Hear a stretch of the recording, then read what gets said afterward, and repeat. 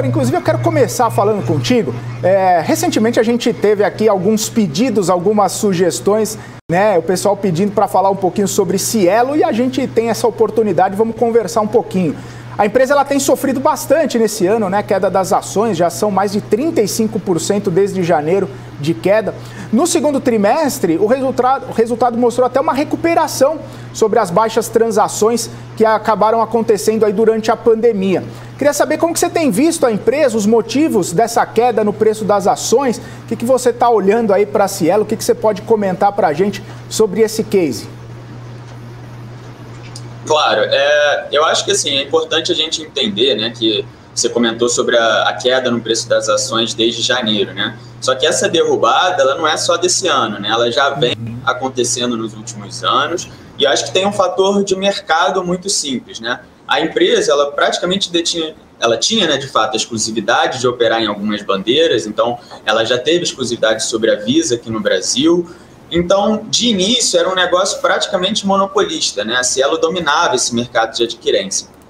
E aí, por uma questão de lógica de mercado, quando não havia novos entrantes, era uma empresa que tinha margens altíssimas, entregava muita rentabilidade, além de ser uma marca muito forte, né? Um player muito relevante no setor financeiro como um todo. O que aconteceu é que a gente viu esse mercado se tornando mais competitivo, né? Novos entrantes começaram a participar do mercado de adquirência, e aí é normal, né? Para você conseguir competir com um player já tão consolidado como a Cielo, todas essas empresas tiveram que, como a própria linguagem, né, o vocabulário aí do mercado de adquirência fala, começaram a rasgar as taxas, né? Ou seja, praticar taxas muito mais baixas para os varejistas, enfim, para os clientes, né, que de fato que detinham ali as maquininhas, né, as máquinas de adquirência, o tornando, né, essas empresas talvez até mais atrativas que a própria Cielo. E esse é um movimento que já vem acontecendo há alguns anos, né? A gente tem visto aí não só essas empresas fintechs, enfim, menores e que estão crescendo, né, como foi o caso da Stone, que surgiu ainda pequena nesse mercado de adquirência e hoje já é uma empresa de múltiplos serviços, mas a gente também pode falar um pouco de como foi o crescimento das adquirências ligadas às marcas de grandes bancos, né? Então a gente tinha a GetNet, por parte ali do Santander, e a gente tinha a rede com o Itaú. As duas acabam se beneficiando, né, dessa altíssima capilaridade que tem esses bancos, né, uma participação muito relevante no sistema financeiro brasileiro como um todo, que detém também muitos clientes, aí a gente fala de pessoa física e pessoa jurídica, né? Então é muito mais fácil para essas marcas, né, para a GetNet e para a rede conseguirem ser competitivas a Cielo. Então, assim, me parece ser um movimento já antigo, um movimento que segue, que essas empresas seguem sendo mais competitivas, seguem adotando taxas cada vez mais complicadas, né, para a Cielo conseguir competir. Então, para a gente, eu acho que é até um movimento que vem se tratando com mais naturalidade, né? A queda no preço das ações da Cielo, ela já vem sendo naturalizada nos últimos anos. A questão é que tudo tem um preço, né? E acho que a gente pode até passar a discutir mais o futuro daqui para frente. Pois é, né, Vitor? Você estava comentando aí, né, de toda essa questão da concorrência e tudo mais, mas eu lembro que a empresa ainda tem um grande market share, né? É líder nas transações. Então, essa questão da concorrência, ela é o maior desafio? Essas novas adquirentes entrando no mercado seriam os maiores desafios da Cielo daqui para frente? Ou existem outros pontos de atenção para a empresa? Eu lembro até que recentemente teve aquela questão lá, será que a empresa vai fechar capital? Será que a empresa não vai fechar capital? A Cielo veio ao mercado, né, soltou fato relevante, falando que não fecharia o capital, que aquela carta divulgada lá não era tipo fake news, né? E aí eu queria saber, são esses os desafios da empresa? Tem outros desafios? Seria interessante a empresa fechar capital diante de todas essas questões que tem movimentado aí o dia a dia da Cielo? Assim, é muito difícil para a gente dizer se a empresa deveria ou não fechar o capital, né? Acho que essa é a parte dos gestores, dos acionistas, enfim, dos conselheiros tomarem as rédeas aí. Mas o que a gente vê de desafio, obviamente, o maior ainda é o mercado em si, né? A concorrência é muito forte, empresas muito bem capitalizadas, algumas, inclusive, como a gente disse, né, pertencem a grandes bancos. Não preciso nem falar aqui, né, do potencial de capitalização, né? Mas não são os únicos desafios, tá? Além da questão de mercado, além de uma questão mais de setor, a gente também encontra uma dificuldade hoje macro, né? Então, assim, se a Cielo ainda depende de números de transações, de volume de transações, do valor dessas transações, ela também está suscetível às variações macroeconômicas. Então, é um momento complicado não só no setor, mas um momento complicado no país como um todo. E eu acho que quando a gente olha para o futuro, pelo menos no curto prazo, a gente consegue ver uma evolução, que você já nos disse aí que o resultado, né, do segundo trimestre já demonstra um pouco dessa evolução e a gente provavelmente vai continuar vendo no segundo semestre. Não é uma sugestão, né, mas acho que algumas coisas que a gente poderia observar daqui para frente na Cielo. Eu acho que se a gente tem o entendimento de que o mercado é muito competitivo, de certa forma ela precisa aumentar a diversificação dos seus negócios, né? E aí pode ser por novas parcerias, seja pela aquisição de empresas complementares e que estejam em crescimento, poderiam ajudar nessa geração de receita e, consequentemente, de rentabilidade. Mas aí, olhando talvez para o longo prazo, né, eu acredito que seja até mais desafiador, porque vai ser necessário para a Cielo ser pioneira em todas as transformações do sistema financeiro e de meios de pagamentos. Ou seja, qualquer nova tendência tecnológica, qualquer alteração na dinâmica do setor, a Cielo tem que se botar à frente das demais, para não continuar perdendo share e talvez num mercado um pouco diferente, com uma dinâmica um pouco diferente, ela voltar a ser uma candidata talvez mais razoável, enfim, um player de mais valor que os demais. E assim, a empresa tem na sua gestão também, né, uma grande vantagem, mas também uma desvantagem. Quando você tem Bradesco e Banco do Brasil nas suas costas, você tem uma tranquilidade de que vai estar sempre muito bem capitalizado, vai estar sempre muito bem distribuído ao redor do país, né, e vai ter facilidade para encontrar clientes. O problema é que quando você é desafiado a mudar alguma dinâmica, seja de pricing, seja de posicionamento, ou até, como a gente disse, né, de alguma questão tecnológica, são dois braços que acabam te prendendo em alguns momentos, né? Até por todas as decisões precisarem passar pelas duas empresas, não são decisões simples, envolvem o resultado também desses dois bancos, né? Então, assim, acaba pesando um pouco para a Cielo nesse momento o fato dela não conseguir tomar muitas vezes à frente, né, dos negócios e das novas tecnologias. Mas eu acredito, como a gente disse, que tudo tem um preço. Não posso precisar se hoje a Cielo está barata, hoje a Cielo está cara, por conta de tudo isso. É um mercado ainda em muita transformação, mas é um papel para a gente ficar de olho, porque hoje, com certeza, já está descontado. A questão é, ainda vai descontar mais, tende a ter uma crescente, e é isso que a gente pode ficar observando daqui para frente. Uhum. Até eu estava dando uma olhada aqui, Vitor, no nosso chat. O pessoal está perguntando assim, que o César falando assim, as outras empresas não tem problema nenhum. Queria que ele falasse um pouquinho mais sobre valuation, sobre os números da empresa. E aí o César Nogueira ainda pergunta assim, você acha que ainda vale a pena ter os papéis? Então, diante de todos esses desafios e tudo mais, você falou que ainda não dá para saber se a empresa está barata ou cara, justamente por conta de todo esse cenário. Mas, olhando para a empresa, você acha que dá para estimar um valuation? Você acha que, de repente, um valuation está próximo aí do que vale? Está um pouco... Você falou que está descontada, né? Mas tem alguma perspectiva em relação a isso?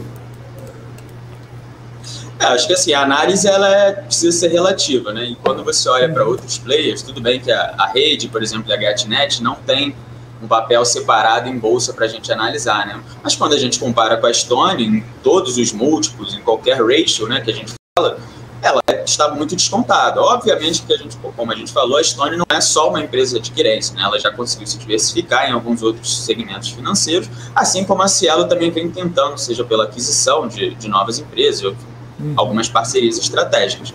O que eu acho que dá para dizer é que tudo tem um preço, e estão batendo muito nas ações de Cielo por conta dessa questão de dinâmica setorial, que ela vem perdendo market share. Mas ela ainda é líder de market share. E é um mercado ainda muito relevante, né? Um mercado que movimenta bilhões na economia. Acho que, se eu não me engano, quase 10% do PIB, pelo menos dessa parte de serviços, passa pelas maquininhas da Cielo. Então, ainda é um player que a gente precisa observar. Eu só não gosto de precisar se é uma empresa que está barata, que está cara, que vale a pena o investimento ou não, porque é um mercado ainda em muita transformação, né? A gente vê como hoje meios de pagamento não se resumem mais a cartão de crédito. E acaba que a máquina, né, adquirente ali, a maquininha, como a gente chama, ela ainda está muito ligada a esse tipo de meio de pagamento. Mas e agora com o Pix? Será que todas essas empresas vão conseguir se adaptar da mesma maneira? Vão ter novos players? Os próprios bancos vão se comportar de uma maneira diferente em relação ao meio de pagamentos? Então, por conta de todas essas questões, é um papel que hoje a gente prefere ficar fora. Na verdade, é um setor que a gente prefere não se posicionar, mas que a gente vê valor quando a gente olha no relativo, né? De fato, há um desconto entre Cielo e os seus concorrentes que precisa ser observado um pouco mais de perto. Uhum. Ô Vitor, tem mais uma pergunta aqui, na verdade agora não é sobre Cielo, mas o Lucas Marins está falando assim: boa tarde, Vitor. Como você está falando aí do setor de pagamentos, queria saber se você tem alguma avaliação sobre CSU e se você enxerga alguma questão aí em relação à nova empreitada na Blue Technology. Você tem alguma visão, alguma opinião sobre a CSU e essa questão toda aí com a outra empresa? Sim, na verdade a CSU foi uma empresa que a gente passou a cobrir recentemente aqui. Ela é uma dinâmica um pouco diferente, né? Na verdade ela está conectada a esse setor de meios de pagamentos, mas ela não é uma concorrente das adquirentes. Ou seja, na verdade ela está muito mais conectada a empresas que querem oferecer algum serviço financeiro e não conseguem internalizar essa operação. Ela acaba surgindo como uma alternativa para as empresas que gostam de terceirizar esse tipo de operação financeira. E ela tem diversas operações complementares que acabam tornando ela um pouco menos suscetível também a crises, como é o caso de Cielo, que depende de volume de transações, de número de transações. A receita de Card System, né, de CSU Card System, ela é muito mais recorrente do que dessas empresas de adquirência. E isso acaba facilitando qualquer análise, porque aumenta a previsibilidade, né, do faturamento da empresa. Você consegue ter muito mais noção de como vai ser a geração de caixa dela daqui a 5, 10 anos.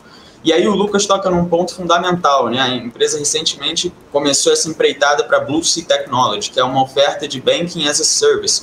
Um movimento aí já muito observado, principalmente lá fora. Muitas empresas estão passando a ter essa oferta, né, de serviços bancários para empresas que não são financeiras e que querem ter isso dentro da sua operação. A gente vê com bons olhos, no nosso imaginário, né, a gente acredita que isso pode gerar alguns distúrbios na margem da empresa, só que hoje ela ainda é uma empresa muito rentável. Eu acho que tem espaço para esse tipo de tentativa, até para sair um pouco, né, e deixar de depender tanto da dinâmica de meio de pagamento. É um papel que a gente gosta, inclusive, podendo falar que gosta até mais do que o de Cielo, por conta dessas dinâmicas, e que eu acho que, por uma questão talvez de liquidez, né, um papel ainda mais small cap, ele não está tão no radar dos investidores, mas que vale sim uma atenção especial.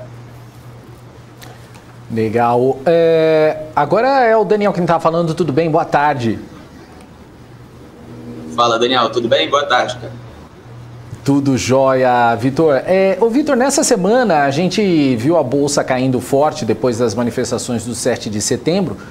Os bancos entraram na mira e caíram nesse movimento. O cenário econômico ele acaba beneficiando os bancos, mas isso ainda não acaba refletindo em preço. Como que você vê, ou como que você está vendo esse cenário para os bancos? Tá, bom, vamos tentar fazer uma releitura, né, do que aconteceu. A gente teve todas aquelas manifestações recentes do presidente que, logicamente, aumentaram o risco do mercado, né, uma percepção de risco muito maior. E a gente tem toda essa discussão dos precatórios, que acaba sendo relacionada um pouco com essas manifestações do presidente, porque toda essa discussão de precatório, a gente precisa entender que é uma negociação para caber no orçamento, né? E a gente está entrando cada vez mais numa dinâmica pré-eleitoral, né? Então, cada um ali no cenário de Brasília vai começar a puxar a sardinha para o seu lado. Então, a gente vai começar a ver movimentos de aumento de pressão para ter mais Bolsa Família, para ter mais programas sociais, que cada um vai querer usar isso como uma bandeira, né, para a sua próxima eleição. E a nossa preocupação é de que todas essas discussões fossem minimizadas e deixadas de lado por conta desse frenesi, né, sobre as manifestações do presidente. E assim, toda essa possibilidade de perda, né, da âncora fiscal, que é o que a gente fala, né, que vem segurando talvez aí a economia nesse momento, acabou sendo precificada, né, nesses últimos dias. A gente viu um enorme sell-off aí que acabou atingindo os bancos também. Acho que a gente, como você até mesmo disse, né, a gente pode ter uma percepção inicial de que com todas essas questões de risco aumentando e juros, principalmente os juros longos, né, esticando um pouco mais, que os bancos poderiam ser beneficiados, né, porque com juros mais altos, os bancos conseguem praticar talvez spreads mais altos também e teriam um faturamento, uma receita maior. Só que o que a gente vê no caso é que o risco, né, a percepção de risco, ela acaba sendo muito mais danosa do que propriamente seus efeitos, né? Porque o que acontece? Se o risco para o país aumenta, primeiro que você afasta a alocação de investidores estrangeiros, que é fundamental, né, para o crescimento do preço das ações aqui no Brasil. A gente sabe a importância do investidor estrangeiro. Além disso, quando você monta os seus modelos de valuation, né, e você, enfim, precisa trazer alguma taxa de desconto para o seu modelo, você leva em consideração todas essas questões de risco do país, de como está o comportamento de juros no longo prazo, e isso naturalmente acaba trazendo os preços para baixo. Então, é um pouco conflituoso nessa análise. Então, por que o banco não sobe? Eu acho que tem um pouco disso, né? A questão do risco ela é minimizada muitas vezes no debate, porque não conseguem entender, né, quais são os efeitos de um aumento no risco, não só pela palavra em si, né? O risco aumentou. Não, o risco aumentou para investidor estrangeiro, o risco aumentou e isso afeta direto no valuation, então isso muda o modelo. Só que a gente acredita, né, e a gente estava até acompanhando vocês falando aqui há pouco tempo, as declarações aí recentes do Paulo Guedes sobre a questão do precatório, a gente vê isso sendo apaziguado, né, até nas declarações, e acredita que isso vai ser resolvido de alguma forma, né? A gente nunca sabe se o Brasil vai conseguir resolver as coisas da melhor forma, mas resolve de alguma. Essa é a nossa expectativa. E que os bancos vão começar a voltar para o seu caminho novamente, que estava muito ainda turbulento, né, esse ano, e quando a gente vai se aproximando um pouco de eleições também, são empresas que têm um beta muito próximo, né, do Ibov, então acabam guiando um pouco ali o comportamento junto com o mercado. Mas a gente acredita que ainda tem algumas oportunidades, sim, no setor e, enfim, cada um com a sua estratégia para obter maiores ganhos de rentabilidade, de crescimento como um todo, mas que talvez fazendo um stock pick, né, escolhendo com mais carinho ali as ações, você ainda consegue pescar boas oportunidades. Vitor, pensando então entre os grandes bancos, qual que você destacaria como uma oportunidade diante desse cenário? Tem algum que esteja mais descontado, com mais possibilidade de crescimento? Assim, a nossa visão é que o setor como um todo ele está subprecificado, né? Mas de todos os grandes bancos, a gente acaba vendo o Bradesco e o Banco do Brasil como os mais descontados, né? Pelo menos a partir das nossas suposições, a partir dos nossos modelos. Falando um pouquinho, né, sobre o Banco do Brasil, acho que até por sua composição acionária, né, um banco controlado, ainda que indiretamente pelo governo, né, a ação fica mais volátil e é mais suscetível também a essas movimentações de mercado, né? Ainda mais quando as movimentações partem de declarações do próprio governo, né? Só que a gente vê, sim, um potencial de melhora de rentabilidade, de maior distribuição de proventos, um crescimento mais intenso da carteira de crédito, que é algo que não vinha acontecendo nos últimos tempos, até por essa remontada, né, que o Banco do Brasil vem passando. E aí, falando de Bradesco, né, já é um par privado, então não tem tanto essa questão direta com o governo, mas é um grande banco e, enfim, acaba sendo afetado pela dinâmica do mercado também. Só que para a gente tem um pouco mais de oportunidade, tá? Porque a gente enxerga no Bradesco um bom perfil de carteira de crédito, que essa carteira deve continuar crescendo acima do mercado e melhorando a qualidade dessa carteira também. Então, como os bancos, né, os grandes bancos principalmente, ainda são muito guiados pelo resultado com crédito, a gente vê o Bradesco bem posicionado. Além disso, é um banco que possui consistência nas suas tarifas de serviço, né, que talvez seja o alvo, né, maior de críticas aos grandes bancos, porque com os novos players, né, desse mercado, sejam eles fintechs ou bancos digitais, essa é a primeira linha de resultado que sofre pressão, né, de tarifa com serviços. Mas como ainda é um banco com uma enorme capilaridade no país, com uma distribuição enorme de agências, a gente ainda acredita que vai apresentar bastante consistência, tá, nessa linha, por mais que ainda pressionado. O banco também vem passando por um momento de desalavancagem operacional, né? A gente falou agora da capilaridade de agências, é óbvio que o banco também está reduzindo isso. Só que a gente acredita que tem feito com inteligência, num ritmo moderado, que propicia ainda o banco aproveitar essas sinergias que tem com a sua estrutura física. E assim, com a queda recente no preço das ações, né, os papéis estão ainda com um dividend yield mais atrativo e assim, a gente consegue ver bastante oportunidade, tá, em Bradesco e Banco do Brasil, mas acho que só por essa questão de um ser par privado e outro ser um par público, pelo momento que a gente passa, por ser 2021, ano que vem um ano de eleição, eu acho que muita gente não teria estômago, né, para aguentar se posicionar em Banco do Brasil e por isso a gente acaba preferindo o Bradesco. Vitor, inclusive a gente tem visto alguns movimentos, né, nos bancos privados também, de partir para ser banco digital, na verdade, né? Pegar um braço ali, justamente por conta de concorrências com fintechs, concorrências também com pequenos bancos, bancos digitais, até mesmo os grandes bancos, né? A gente vê aí o próprio BTG, um banco gigante que está abarcando aí nesse processo. O Bradesco, ele tem aquele braço Next, né? Uma via de crescimento interessante para o banco, também está contemplado aí nessa sua análise para esse potencial de crescimento, ou o Bradesco atualmente só seria uma boa oportunidade por conta dessa questão do crescimento de crédito, do cenário macroeconômico, da subida de juros, enfim, de um outro tipo de cenário que não essa vertente mais desse crescimento aí de bancos digitais e fintechs?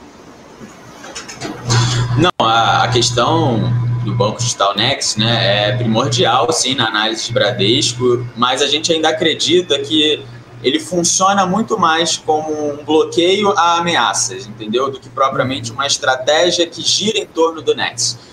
A gente consegue observar um crescimento de número de usuários, de contas abertas, as notas em todas as lojas de aplicativos também parecem vir melhorando, então, assim, como quase todos os bancos digitais, eles oferecem muitas vantagens, né, quando você compara com uma estrutura de um grande banco. Só que o que a gente vê é que muitas empresas começaram esse movimento de uma forma um pouco diferente, né? Seja comprando de vez um banco e apostando muitas fichas naquele banco, ou então tentando mudar toda a sua estrutura para se tornar um banco mais asset light, né, que a gente chama, com menos estruturas físicas. O que a gente vê nessa estratégia do Bradesco é uma coisa mais híbrida, né, de ter dentro da sua estrutura societária um banco digital, mas ainda não tornar toda a sua estrutura, né, de banco grande como um grande banco digital. O banco ainda é muito físico, né? Então, assim, eu acho que é muito complementar, tá? A estratégia. Não é uma estratégia única. Eu acho que o Bradesco, o sucesso, né, do Bradesco não passa exatamente pelo amplo sucesso da Next, como a gente falou, boa parte da receita ainda vem com crédito, e isso talvez seja um ponto que o Bradesco precisa se atentar, mas que de fato complementa e o protege, né, de possíveis ameaças nesse setor. Legal. Agora, o Itaú, ele anunciou um investimento aí de 750 milhões para investir em gestoras independentes. É um movimento do banco para crescer nesse mercado de investimentos que tem cada vez mais ganhado espaço. Como é que você pode melhorar a percepção de valor para os acionistas do Itaú?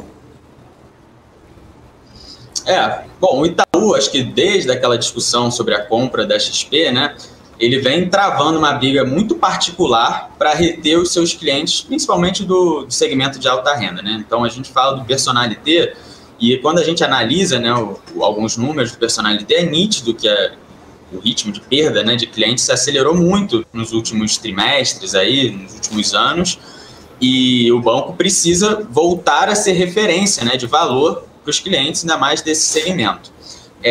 Eu acho que esse movimento, né, do investimento em gestoras independentes, ele faz parte, né, de uma estratégia de recuperação do prestígio, e isso gira em torno de você ofertar melhores produtos, né, e quando você vê a concorrência, seja de empresas menores ou de outros grandes bancos, tendo acesso a esses produtos de investimento que antes os grandes bancos não costumavam ofertar para os seus clientes, você precisa cobrir esse gap, né, e eu acho que essa estratégia do Itaú serve para isso.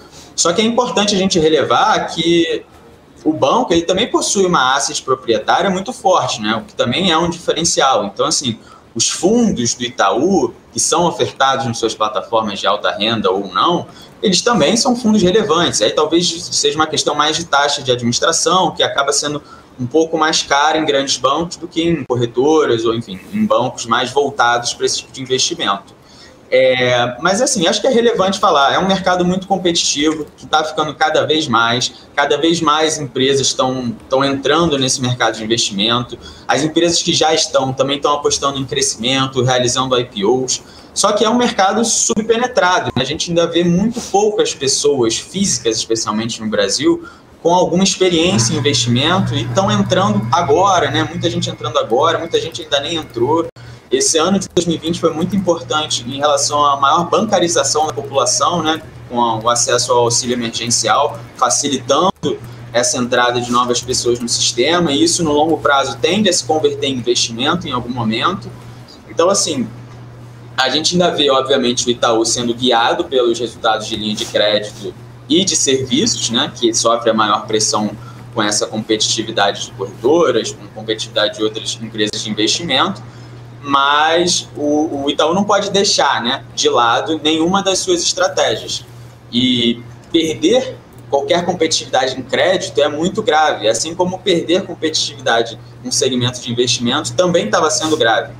E, enfim, acho que é uma questão de prioridade, de saber em que momento priorizar uma, priorizar a outra, mas sempre ter a noção de que elas precisam andar juntas, né? Você não pode, sendo o Itaú, né, um banco do tamanho que é, abrir mão de crédito ou abrir mão de serviços, de investimento, mesmo que seja para focar na estratégia vencedora, para ser dominante, porque hoje é um banco que precisa competir em várias áreas. Maravilha.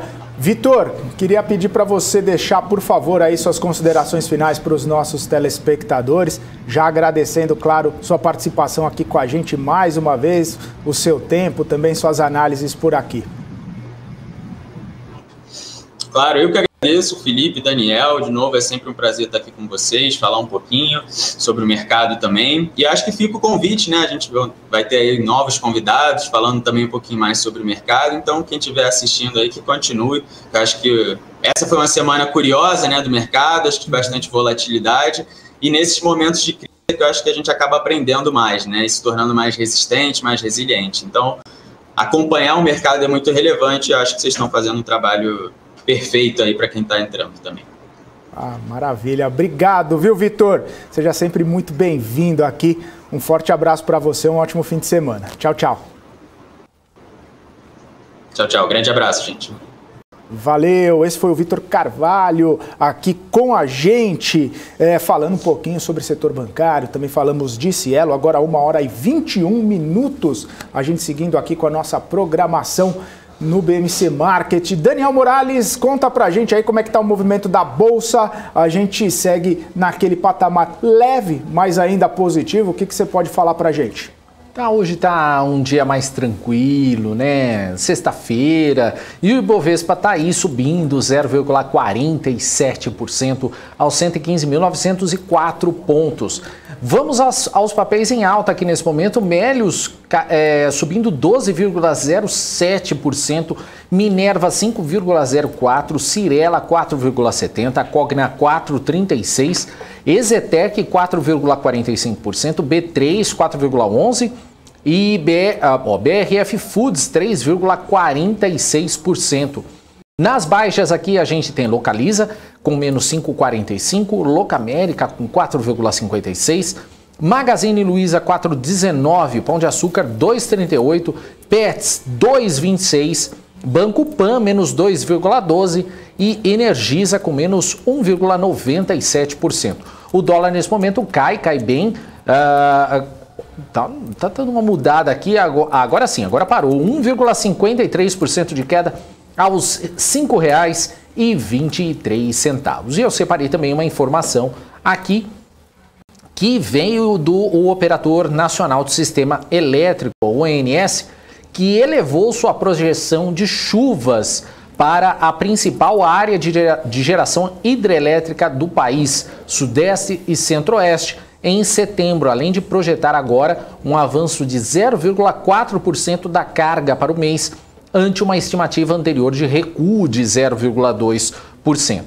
Em meio ao pior período úmido nas hidrelétricas em mais de 90 anos, o boletim semanal sobre chuvas do ONS apontou que as precipitações para as hidrelétricas do Sudeste e Centro-Oeste estão agora estimadas em 59% da média histórica, ante 56% na projeção da semana anterior.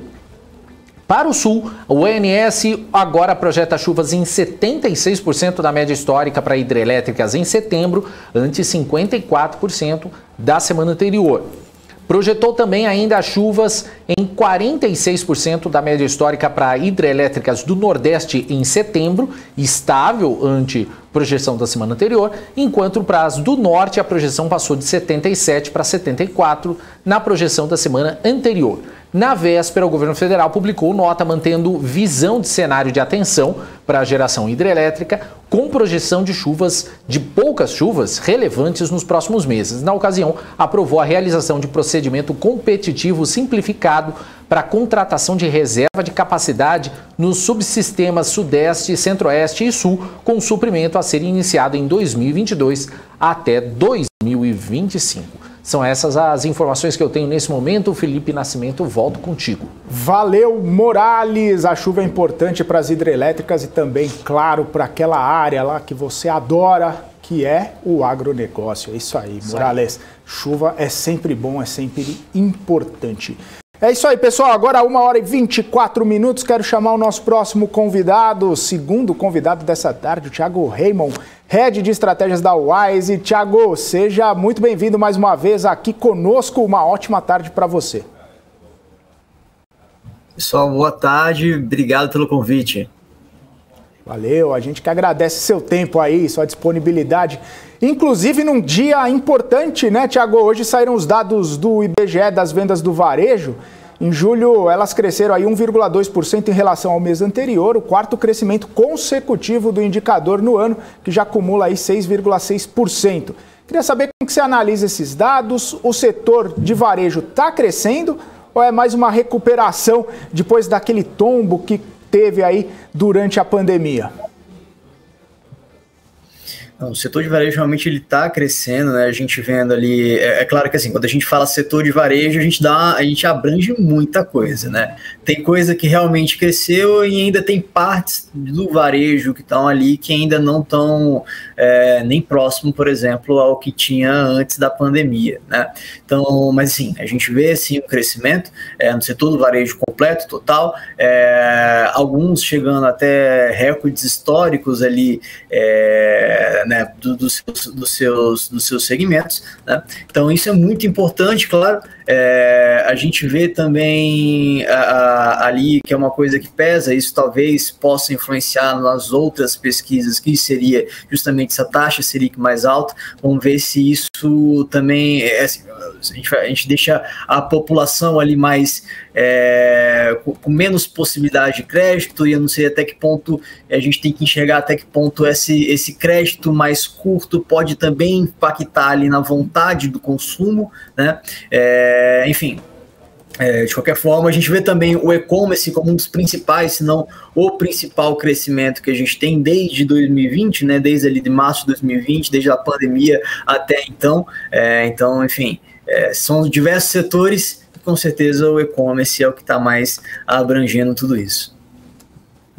E depois daqueles protestos, né, no dia 7, a gente viu uma volatilidade na Bolsa. Inclusive, os ativos de varejo acabaram sofrendo ainda mais e com quedas maiores. Hoje mesmo a gente tem visto aí Magazine Luiza, né? A gente vai falar daqui a pouco de Magazine Luiza, mas Via também caindo bastante.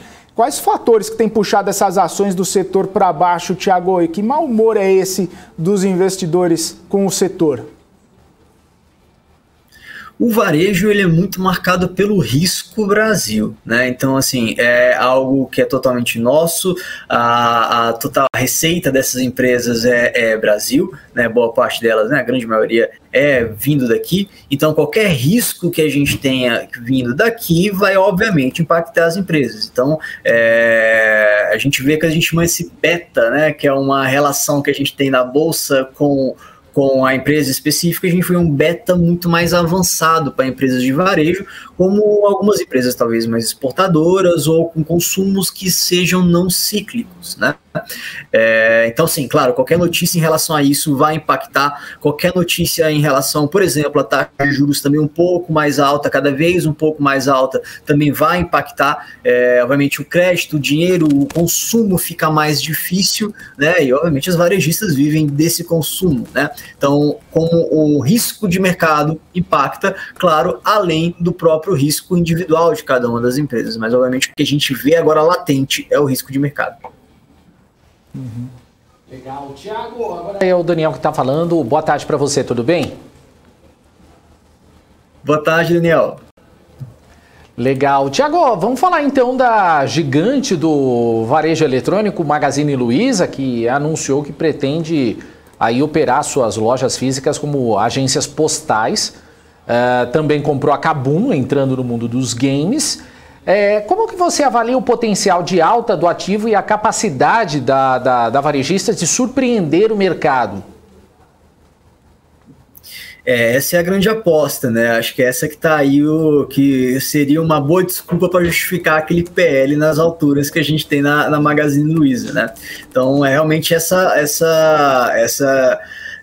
coisas novas que esse setor está trazendo, e a Magazine Luiza está querendo encabeçar tudo isso, né? A parte que você falou muito bem, né?